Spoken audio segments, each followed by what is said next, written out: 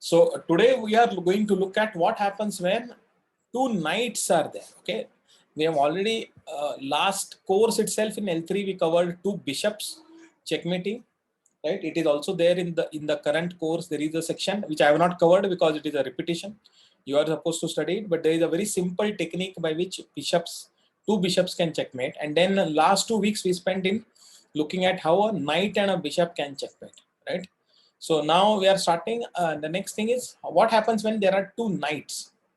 Right.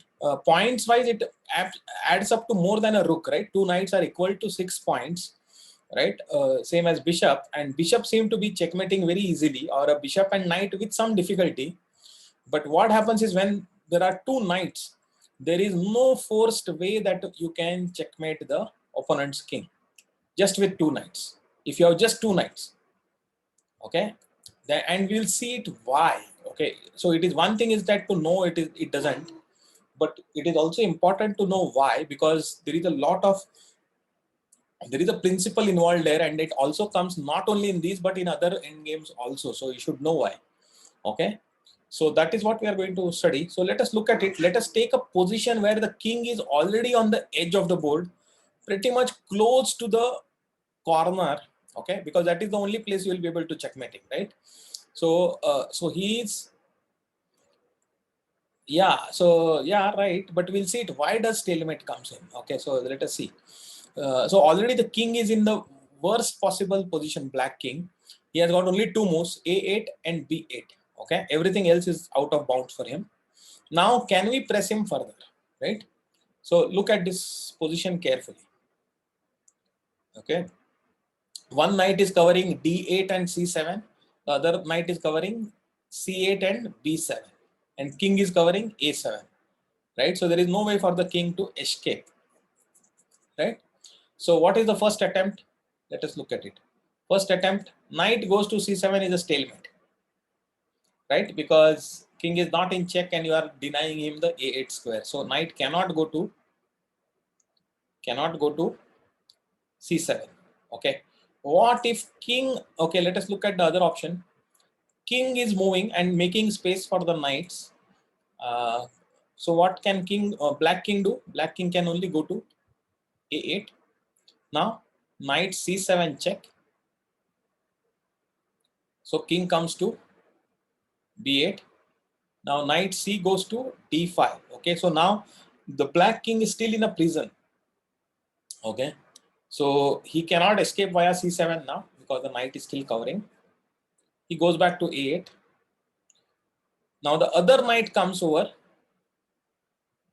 No, the same knight goes to now b6, which the king has vacated. Right, what happens? King comes back to b8, and now how will you press further? Right, if you give a check, then king will escape. Right, so this also does not lead us. Vacating the b6 square does not lead us. Right, so this attempt also of king going to from b6 to a6, it doesn't end in a checkmate. Okay, there are two more tries. You can check this out. Okay, it is all shown here. But what essentially what happens is between the knight and bishop versus the bishop two knights end game is that the knight is not able to lose a move, okay, while maintaining the same position and the same controls. The moment it moves, it goes from dark square to light square, right, or light square to dark square. So the control that it is having shifts. Okay, bishop could maintain the control. So in fact, in the knight and bishop end game, the key part was that bishop could lose a move when required. Right, if you notice, there were 2 or 3 places where the bishop was used to lose a move. Okay, that is not possible, and that is the crux of the story. That is the reason why the knights are not able to give this. And then there is a stalemate threat, obviously, like this said, Anup said. So you have to let the some move to for the opponent king. I mean, for the opponent side, some move he has to have it. And when he has only the king, that time when you are trying to squeeze him and into the corner, finally what happens is either you give him a stalemate or you allow him an escape via something like what we saw here, c7, right? That is what happens. So this is the thing. So we will look at this thing. Okay, we'll look at starting from the position. Okay, again let us look at it. Okay, this was the starting position. Let us attempt one more thing. Knight to c6 check. Okay, knight to c6 check, king to c8. See, remember, king should not go to b8. Okay, you defender also has to take care. If the king voluntarily goes to b8, sorry, a8, king goes to a8, then knight c7 will be a checkmate. But this is possible only if the opponent makes a weak move or cooperates. Okay, so remember this, so that if you are on the receiving end, you have to play actively. You should not play into this. Okay, the moment goes king into c8, now what will happen? Now you want to prevent him from going, escaping via d7. So knight comes to e5 and king goes to b8. Again, there is no progress possible. Okay, if knight does not come to e5, if knight comes to c5, then it is a, sorry, knight to c5, the other knight moves to c5, it's a stalemate. Or the other knight moves to f8, then also it is a stalemate, because the king is surrounded by all squares which are controlled by the opponent. So you have to, so these do not help. So which means that the same knight has to move. See, the other knight cannot really move. So the same knight has to move. It moves to e5, but then king goes back to b8, because you are losing the control over b8. So the knight, see, what you would ideally like is the knight to be able to make a move while still keeping the control. That does not happen. Okay. Okay, let us see who all I think. You have Anup is saying you beat level 8 stockfish 6 times. In what? In starting from the normal position?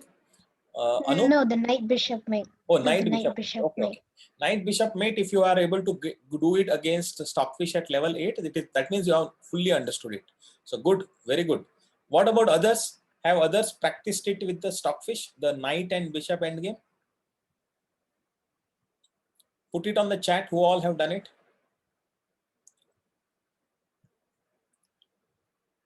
Okay, level 6 you have done it. All right. Nandan has level 6. Good. Level 6 and 7, actually 6, 7, 8 is almost same. Okay. So good. Madhura also has done it. Okay. So now you know exactly the technique very well. Good. What about others?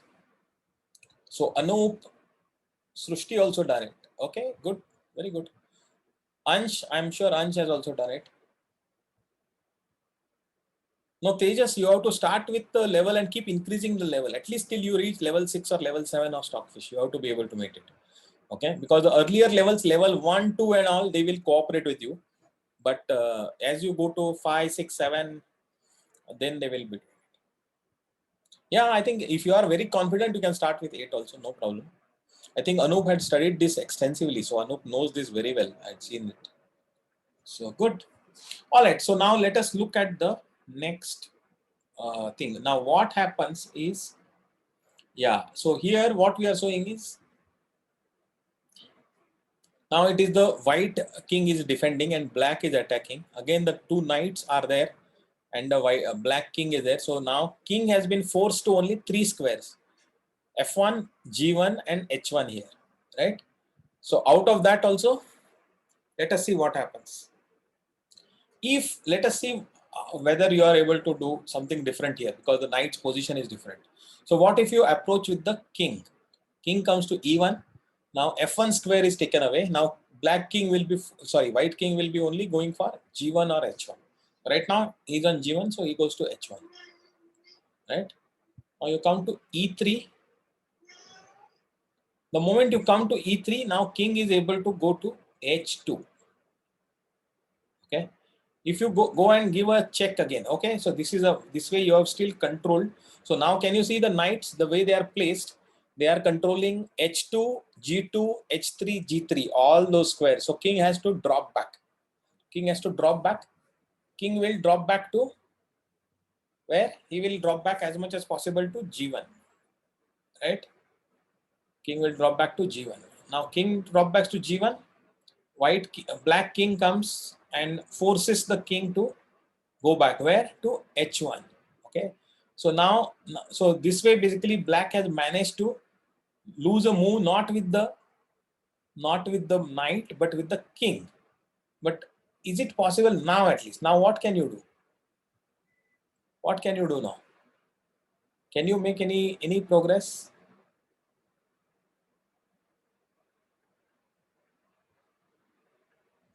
If you come in with the king again to f2, then it will be a stalemate, right? If you move the f1 knight, then the king will go to h2. If you move the f4 knight, then the king will move to g2, right? So again, you are any other move with the king. Okay, you can go back to e1. Black king can go back to e1. Then the white king will come to g1. It is the position is repetition, right? You are not able to squeeze further, right?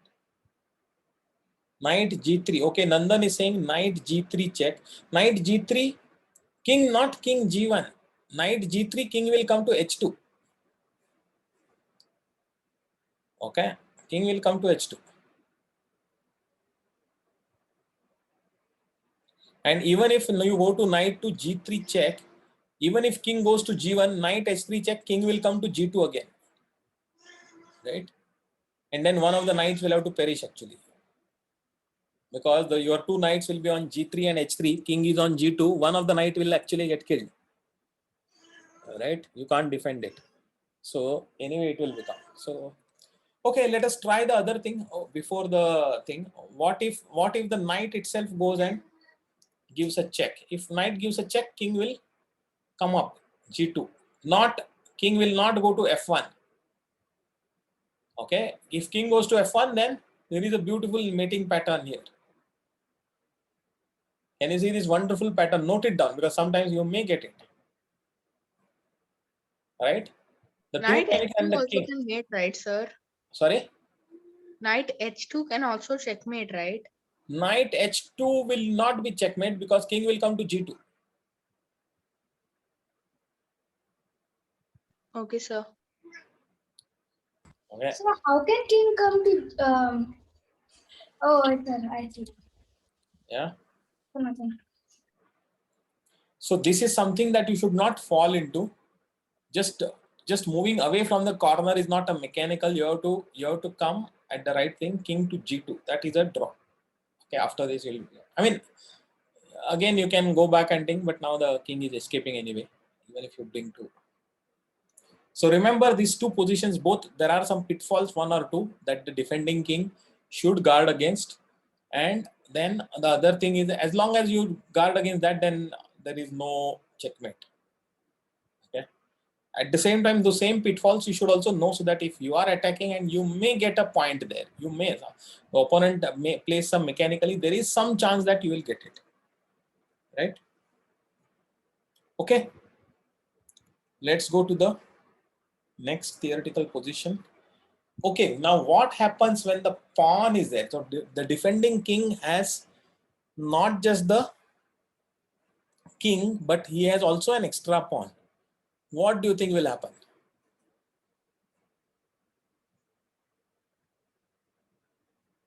Actually, in these end games, yeah, what happens is having an extra pawn is a disadvantage in these positions.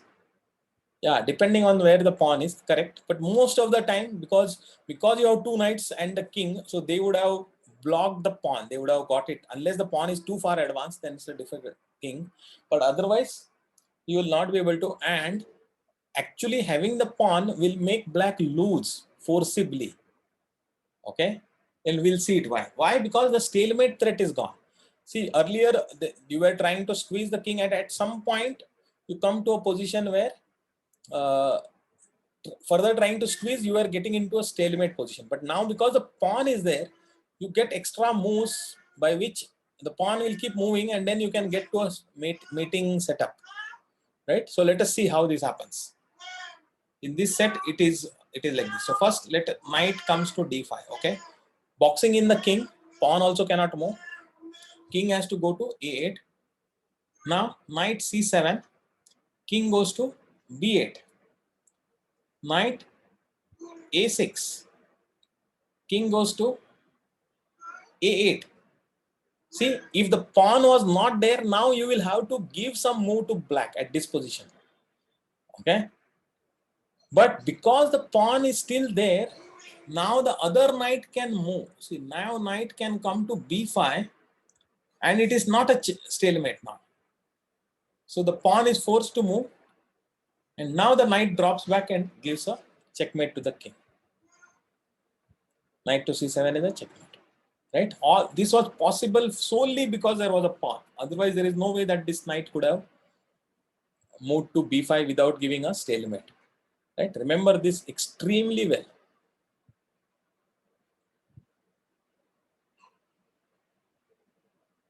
Yeah, okay, we'll see a position where the black pawn is also advanced, but it all depends. Then you have to calculate. But as long as it is at least 3 steps away from the queening, then you can block it and then get the king to the corner, and then you can do it. Okay, at least 3. I'm not sure whether 3 or 4 steps, but I think if the pawn is away from 4 steps from queening, then definitely you can use it to deliver checkmate to the black king. We'll see a position. Yeah, this is a position. White pawn is 4 steps away from queening, right? It is on the 4th rank, 5, 6, 7, 8, 4 steps away.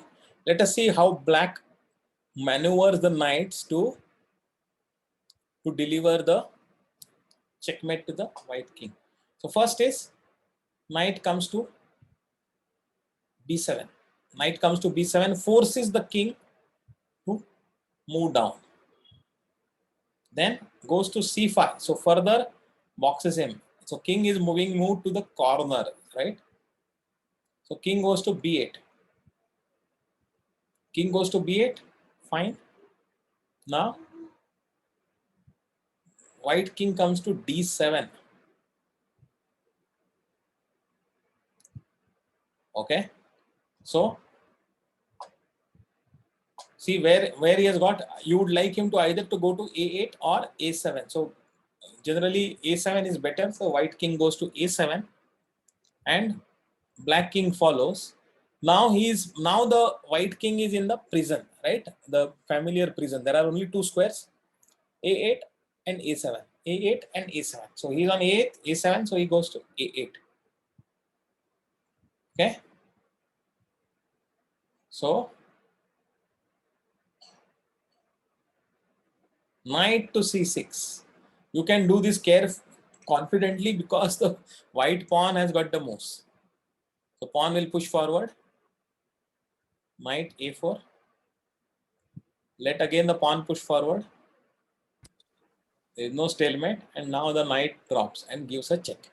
So instead of knight a4, knight can also come to d7, right? Knight can go to b7. And d7. D7. Yeah, you can go to d7 also. No problem.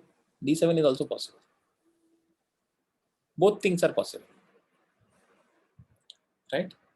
Again, you have used the pawn to very cleverly used it to stave off the stalemate threat and deliver the checkmate. Okay. We'll see one more position. Yeah. What happens here in this position? This is a unique thing. Normally when you have 2 knights versus a knight, you will be able to defend it as a defender, because some place where you will be able to either exchange the knight, right? Because the moment one knight gets exchanged, then obviously there is absolutely no way of checkmating, right? Or using, if the knight is there, you will not be allowed to you will not have your king forced to come to the edge of the board normally, because you will have the other knight and it will be able to make a lot of moves, especially if it is centralized, then it will have 8 moves. Then there is no way that you can force the black king to the edge of the board, right? But this is a unique position where the black king, let us, if he is already on the edge of the board and his knight is in a disadvantaged position, then there are special cases when a checkmate is possible, even though black has an extra, I mean, and has a knight. Okay, and the same thing will happen because he has an extra knight. He will not get into the stalemate position, and that is what white will use it to checkmate. Okay, so let us look at it. First is knight to f7, so that no squares are available for the king now. So black has to move the knight. There is no other way. Black moves the knight. Now, important thing, don't capture the knight. If you capture the knight, black's knight is available for capture. But if you capture it, you will not be able to get a checkmate. Okay. Why not knight to g7? Yeah, you can go to g7, but he's tempting. See, he's tempting. Yeah, there also it would have tempted, but it is right. So knight to h6, king to h8, knight to g5. Okay, knight to g5, and now you are threatening to come to f7 and give a checkmate.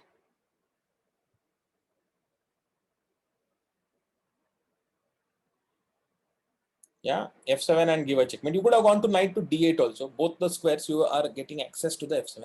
Key thing is that now, though the black knight currently is controlling f7, but he has to make a move. So when the moment he makes a move, you know, knights cannot lose a move. They cannot keep the control and make a move. So black will be in, yeah, Zugzwang. King cannot move. King has no option. So black has to, knight only has to move. And the moment it moves, it loses control over the f7 square. So knight to g2 f7. Again, this is a unique position. Like, you can't force this. It just happens that. So it is interesting to know this. Okay.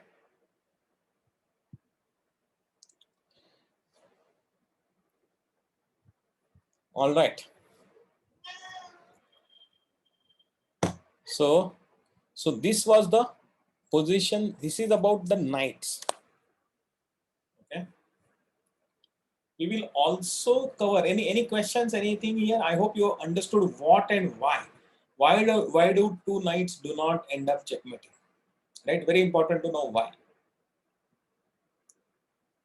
All right. All right. So if you have got this, then we are going to look at one more thing. We are going to look at some more examples where there is a big material advantage, but different. It is a differential thing. See here, queen versus bishop. Okay, and this, it turns out, I'm not going to be taking it very detailed, but I will just cover the important points.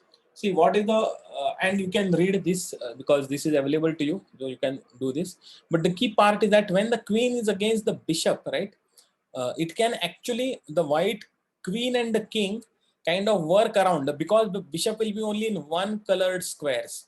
So the queen and the king will go and use all the other square colors, and they will drive the king to the edge of the board, and then you will be able to checkmate. The bishop will not be able to prevent it because it has got only one square, one color square complex covered. So let us look at it. White king comes to forward. Obviously you need it.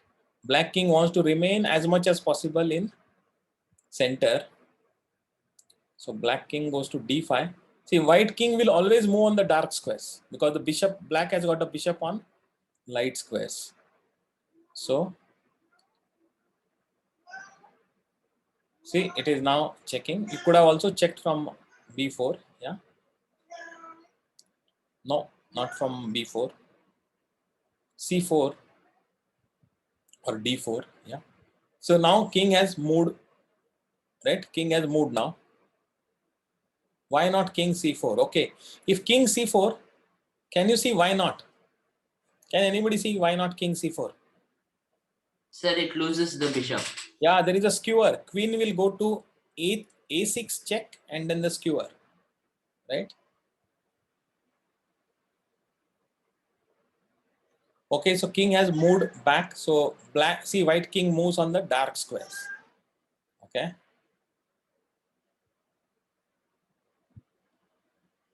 Driving surely, but slowly but surely you are driving the black king to the edge of the board. Okay, if he did not go to d7, if he went to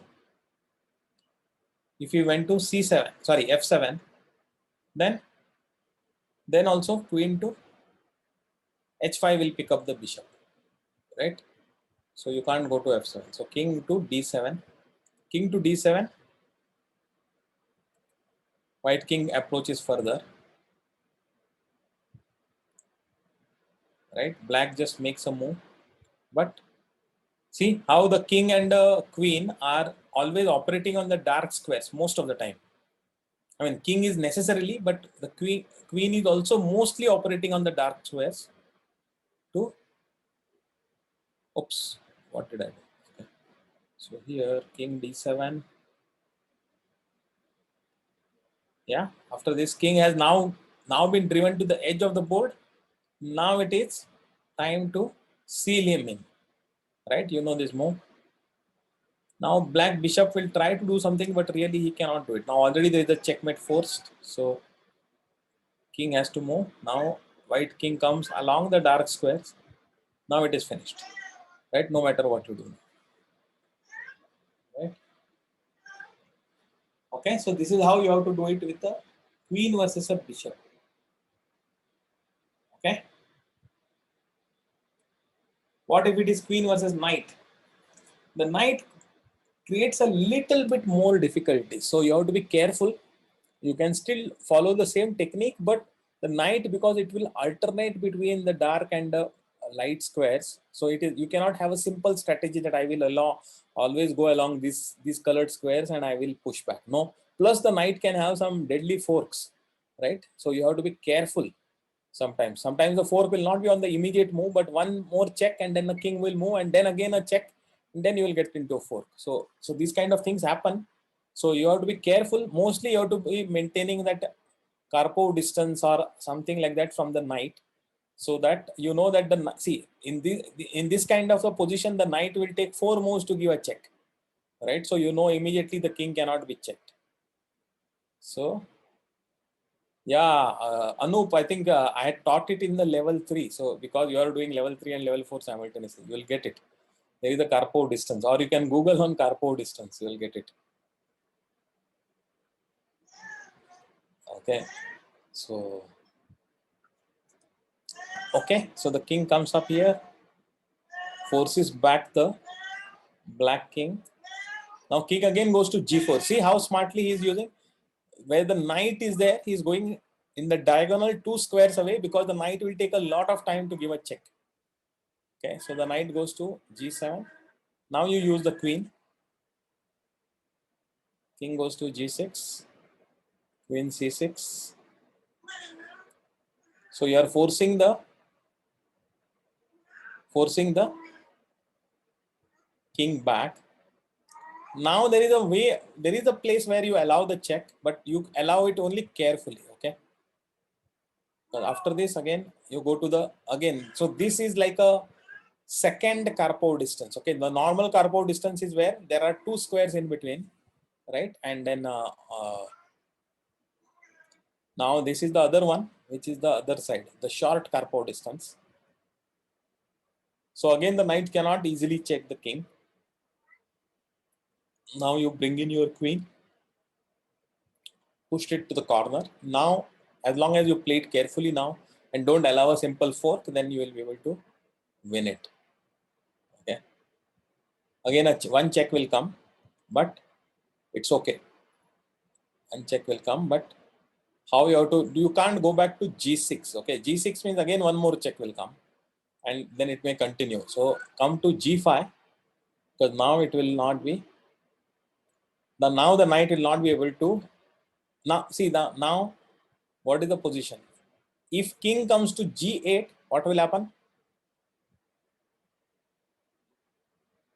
Actually black is in a zugzwang now, because he has to move the knight, and the moment he moves the knight, then you will be able to give a checkmate in the 2 more moves.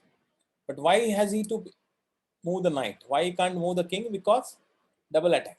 King to g8, queen to e8, check and pick up the knight. Right? So you can't allow this. So knight will necessarily have to move. The moment knight moves now you come approach the knight and you know that you are safe now. So knight will not be able to check, and now it is going to be mate next one, right? So this again you have to practice it.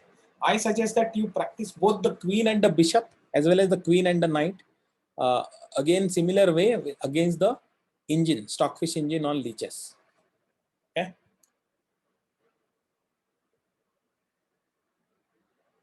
Any questions on that?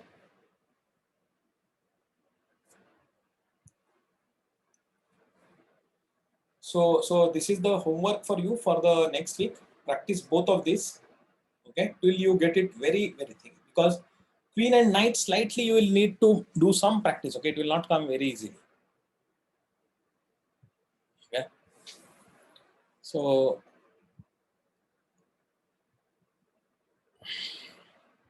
all right, I think now it is about. I think it's time to take a small break. And we will join back. So I'm going to now stop recording. There are some more positions in, and also the two analysis positions to look at. So it will take about half an hour more. So let us take a small break of maybe 3-4 minutes, right? And then join back. Okay. Because we are going into the next positions. Those are also of a different kind. Okay. Yeah, we have to do, see, Nandan, you just follow this course. You have also been given access, right? So just follow this course, chess strategy for beginners. I am covering the theory part in the thing, but there is a practice part, which is all the puzzles, okay, of the same themes. So you do all of these things in the practice portion. Okay, I am only covering the theory. Practice is the homework for you. And by now, actually next week, we will complete this section and you will have close to how much? 197 puzzles to be solved by next week or whatever, within next 2 weeks. If you are starting with 0. Okay, but many of them are already at 70, 80. So they will be able to do it.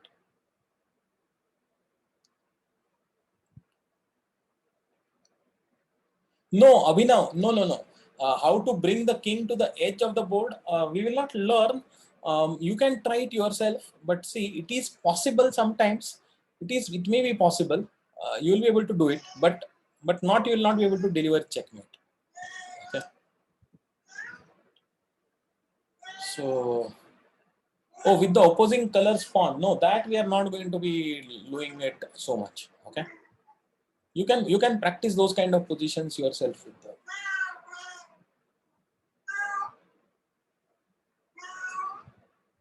No, some things you will have to learn it on yourself, right? So that is it.